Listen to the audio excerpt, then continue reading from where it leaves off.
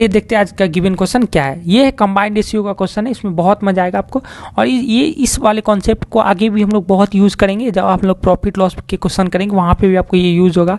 Time and work के question करेंगे वहाँ भी, टाइम स्पीड डिस्टेंस करेंगे वहाँ भी ये अप्लाई होगा। तो चलिए देखते हैं क्या है। आपको दिया जा रहा है if A ratio B ratio C का वैल्यू आपको दिया जा रहा है। कितना दिया जा रहा है?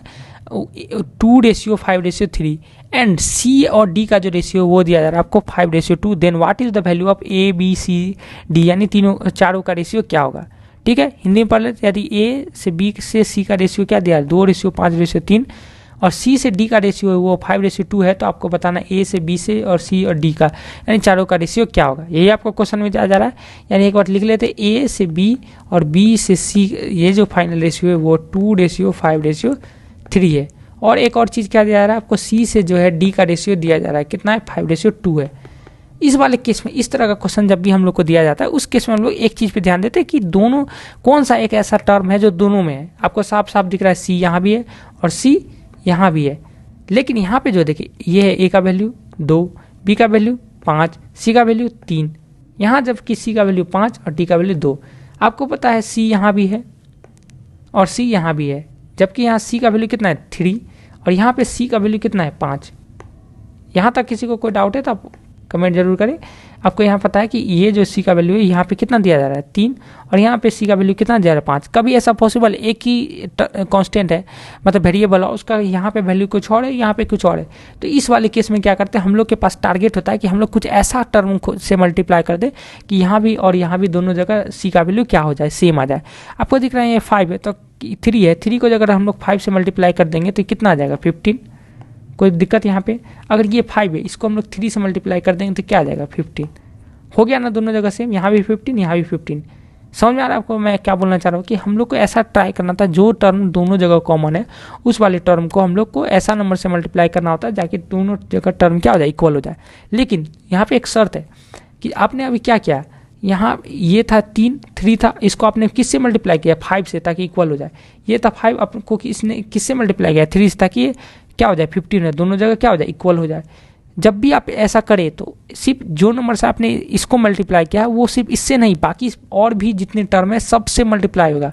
आपने यहाँ 5 से नहीं इसको मल्टीप्लाई किया है तो यानी ये बाकी जितने भी टर्म है सबसे यहाँ पे ये 5 से मल्टीप्लाई करना ही होगा। यहाँ आपने किससे मल्टीप्लाई किया 3 से मल्टीप्लाई किया 5 को ताकि आप 15 हो जाए। तो अब बाकी के टर्म को भी आपको किससे मल्टीप्लाई करना होगा 3 से मल्टीप्लाई करना।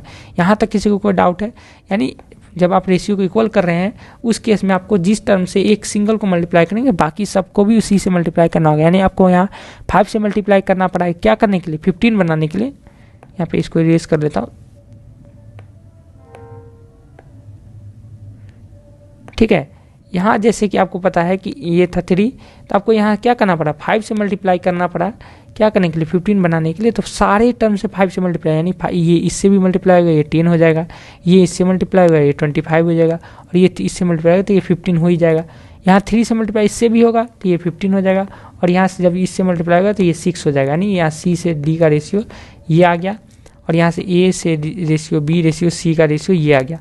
आप बस सिंपल आपका आंसर आ गया। ए का वैल्यू कितना है 10, बी का वैल्यू कितना हो गया 25, सी का वैल्यू कितना हो गया 15 और डी का वैल्यू कितना आ गया 6। यही आपका सिंपल रेशियो है। इसका आंसर क्या हो जाएगा 10:25:15:6। कहाँ है आपको दिख रहा है 10:25:15:6। ऑप्शन नंबर बी में इसका आंसर आपको दिख रहा है।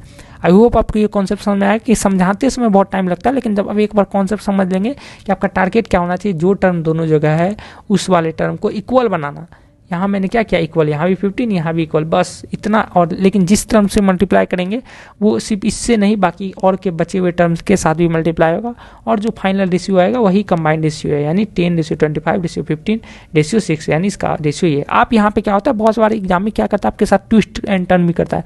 आपको इतना सारा कुछ देने के बाद आपसे सिर्फ यही पूछ भी सकता था कि बताइए ए और डी का रेशियो क्या होगा। तो आपको ए क्या है 10, डी क्या है 6, ये आपका रेशियो हो जाता। अगर ये कट रहा है तो कटा भी लेंगे 5:3 भी आपको ऑप्शन में दिख सकता था। आपसे ये भी पूछ सकता था बताइए बी और डी का रेशियो क्या होगा। बी कितना है, यहाँ पे बी कितना है 25, डी कितना होता, डी कितना दिया जा रहा है आपको 6, तो ये आपका आंसर हो जाता। यानी कुछ भी पूछा सकता। आप एक बार कंबाइंड रेशियो ये मेन टर्म आप यह वाला निकाल लीजिए, आपका सारा